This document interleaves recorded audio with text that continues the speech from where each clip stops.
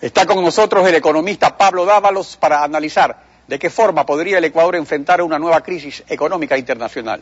Economista, buenos días. Bienvenido a Contacto Directo. Buenos días. Respecto a las decisiones tomadas en la cumbre financiera de UNASUR, el economista Diego Borja, presidente del directorio del Banco Central, señaló aquí lo siguiente. Veamos. Los países de América del Sur decidieron enfrentar juntos y de manera unitaria esta crisis que puede afectar a toda la región. Decidimos, por ejemplo, relanzar lo más rápido posible por parte de los países que todavía no aprueban Banco del Sur como un organismo para financiar proyectos de desarrollo de la región. Segundo, el Sucre, porque es una buena alternativa de utilizar monedas locales para no tener que usar dólares. Economista, ¿son aplicables y en qué medida estas decisiones para enfrentar una crisis económica internacional? Bueno, hay que indicar que efectivamente estamos viviendo una crisis muy importante que se ha suscitado en Estados Unidos y en Europa. Es una crisis de carácter estructural, es decir, no es una crisis coyuntural que se va a resolver en los próximos meses, todo lo contrario. Las políticas que va a adoptar la administración Obama a partir del 2013, en el supuesto que sea reelecto, implican una disminución de la capacidad de consumo de los hogares norteamericanos. Hay que considerar asimismo que el gobierno norteamericano tiene que afrontar un endeudamiento que es superior. Economista, ya vamos a pasar a esa parte. Yo quisiera que comencemos con esto, sí, con las cuestiones concretas. O sea, entonces, lo que se resolvió en UNASUR sobre relanzar el Banco del Sur y utilizar el Sucre, o sea, ¿en qué va a ayudar? ¿En qué va a ayudar? En que nosotros como región, como América Latina, tenemos reservas por 700.000 millones de dólares, tenemos un mercado de alrededor de 400 millones de personas, necesitamos desacoplarnos de Estados Unidos y de Europa, necesitamos regresar a ver a la arquitectura interna que tenemos. Tenemos la LADI, tenemos el Acuerdo de Cartagena, tenemos este rato la UNASUR, tenemos el Banco del Sur, tenemos el Fondo Latinoamericano de Reservas, es decir, tenemos que ver la forma como reconstruimos con la institucionalidad que tenemos, acuerdos internos que nos permitan superar este momento de crisis del capitalismo global. Y en ese sentido le comento, yo no le había dado mucha importancia al Banco del Sur porque consideraba que los acuerdos del Banco del Sur no eran importantes a nivel económico, pero habida cuenta de la magnitud de la crisis y en consideración de que este momento es el dólar que constituye el eje de las transacciones financieras internacionales, el que está en crisis, y son los bonos de la reserva, pienso que esta crisis le da una nueva perspectiva al Banco del Sur. Perdón, economista, pero aquí el problema es el siguiente. Mire, cuando hay una crisis, todos esos bancos y esas instituciones, y lo estamos viendo en Europa ahorita, no sirven. El problema es, cada cual saca su pañuelo y baila con sus propias reservas. Para la crisis del 2009 teníamos reservas suficientes. Ahora, sobre las actuales reservas, sin embargo, veamos lo que dice el economista Diego Borja, porque en definitiva eso es lo que cuenta para cada país. Cada uno se ayuda a sí mismo. Veamos lo que dijo. Cuando inició el gobierno del presidente Correa teníamos alrededor de 2.000 millones de dólares en reserva. Hoy bordeamos los 4.000 y con petróleo a la baja. Estamos hablando del conjunto de las reservas. Estamos hablando de las reservas del sector público y del sector privado. En su globalidad nosotros tenemos 4.000 millones de dólares. No estamos contando las reservas que tienen los bancos privados en el exterior. No estamos contando las reservas que tienen ciertas empresas públicas y privadas en el exterior. No estamos contando el ahorro que las personas tienen en el exterior. Si contaríamos eso, nuestro nivel de reservas es mucho más alto. Entonces, sobre nuestras reservas, ¿cuáles son las reservas reales de las que puede disponer el gobierno? El volumen de reservas que están en la Reserva Internacional de Libre Disponibilidad son bajas, son un poco menos de 4.000 millones de dólares, de ellos la mitad corresponden a depósitos de instituciones como el IES y depósitos que hacen referencia al encaje bancario. Casi no tenemos reservas para afrontar la crisis, estamos muy desarmados para afrontar la crisis. Y las reservas no constituyen un buen mecanismo para salir de la crisis. Yo creo que este momento el Ecuador debería pensar en la posibilidad del esquema monetario. ¿Hasta qué punto el esquema monetario nos permite este momento tener posibilidades de confrontar y enfrentar la crisis? Es decir, ¿hasta qué punto es necesario revisar la dolarización? Justamente, economista, ahí viene lo importante. En efecto, esta es una crisis del capitalismo, pero Estados Unidos de todos modos sigue marcando pautas en el comercio internacional.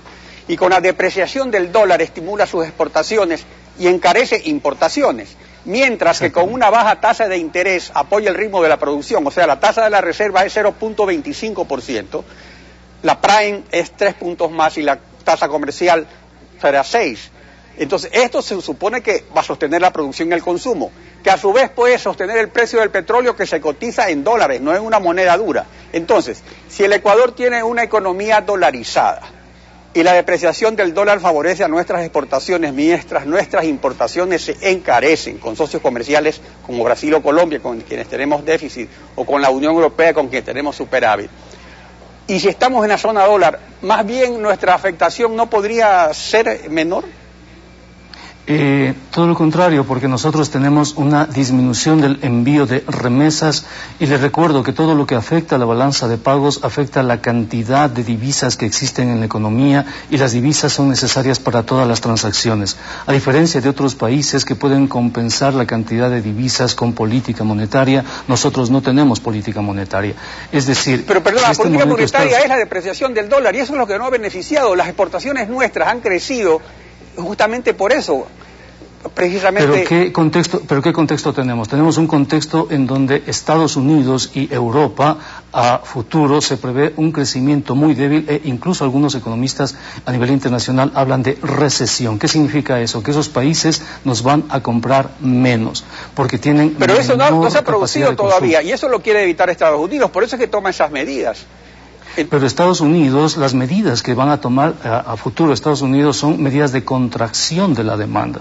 Es decir, el gobierno va a retirar dinero de la economía porque ese fue el acuerdo que llegaron con los republicanos, sobre todo para programas de asistencia social. Los hogares norteamericanos a futuro tienen menores expectativas de compra y al tener menores expectativas de compra es la economía norteamericana en su conjunto la que compra menos al resto del mundo. Esto podría significar el fin de los commodities, por ejemplo, es decir, los bienes primarios que no tienen valor agregado y en los cuales el Ecuador forma parte en sus Pero no solo el Ecuador, sino que todo el resurgimiento de las economías emergentes también se debe a eso. Pero entonces hay otro problema. Siempre se habla de las remesas de los migrantes. Entonces se podría pensar que nuestros hermanos migrantes que están fuera del país, pero que realmente son gente pobre, gente que desempeña trabajos de limpieza, gente que desempeña trabajos en el campo, es la que mantiene la dolarización. Y eso no es así.